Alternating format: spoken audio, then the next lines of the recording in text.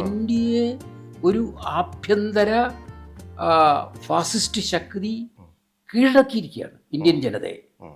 അത് ശരിക്കും പറഞ്ഞാൽ കോർപ്പറേറ്റ് പിന്തുണയോടുകൂടി കീഴടക്കിയിരിക്കുകയാണ്.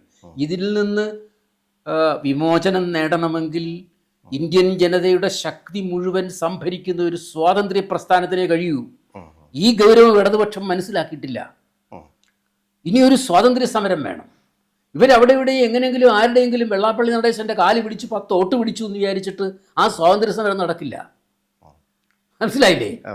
അതാണ് മനസ്സിലാക്കേണ്ടത്. അപ്പോൾ എത്ര വില കുറച്ചാണ് ആ സമരത്തിൻ്റെ ഫാസിസ്റ്റ് വിരുദ്ധ സമരത്തിൻ്റെ ആ ഒരു ഭയങ്കരത എത്ര വില കുറച്ചാണ് ഈ ഇടതുപക്ഷം കാണുന്നത്. വരാനിരിക്കുന്ന മഹാസമരമാണത്. അതിന് മുന്നിൽ നിൽക്കേണ്ടതാണ് ഇടതുപക്ഷം. അത് ചെയ്യുന്നില്ല എന്ന് മാത്രമല്ല, അതവർ തിരിച്ചറിയുന്നില്ല. ഇന്ത്യ മുന്നണി എന്ന് പറയുന്ന ഒരു വലിയ ശക്തിയെ രൂപപ്പെടുത്തുന്ന ആ പ്രക്രിയയിൽ അതൊരു പ്രക്രിയയാണ്. കാരണം അതിനകത്ത് ന്യൂനപക്ഷങ്ങളെയും മറ്റു തരത്തിലുള്ള ചെറിയ പാർട്ടികളെയും കീഴാള പ്രസ്ഥാനങ്ങളെയും എല്ലാം കൂടെ ചേർത്തുകൊണ്ടാണ് ഈ സ്വാതന്ത്ര്യ സമര പ്രസ്ഥാനം ഉയർന്നു വരേണ്ടത്. അതിനകത്ത് പല തെരഞ്ഞെടുപ്പ് തന്ത്രങ്ങൾ പരമായിട്ടോ അല്ലെങ്കിൽ അവരുടെ പഴയ തരത്തിലുള്ള ജീർണതയുടെ അവശിഷ്ടങ്ങളുടെ പരമായിട്ടോ ഒക്കെ വരുന്ന കാര്യങ്ങളെ അല്ല പ്രൊജക്റ്റ് ചെയ്യേണ്ടത്.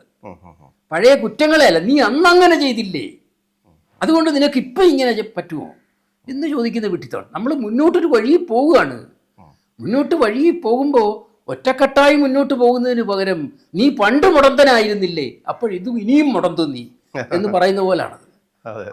അതൊക്കെ രാഷ്ട്രീയമായ ഒരു അത് പ്രബുദ്ധതയുടെ മാത്രമല്ല, രാഷ്ട്രീയമായി സ്വയം തിരഞ്ഞെടുക്കേണ്ട ഒരു സമര ലക്ഷ്യത്തിൻ്റെ അറിവില്ലായ്മയാണ്.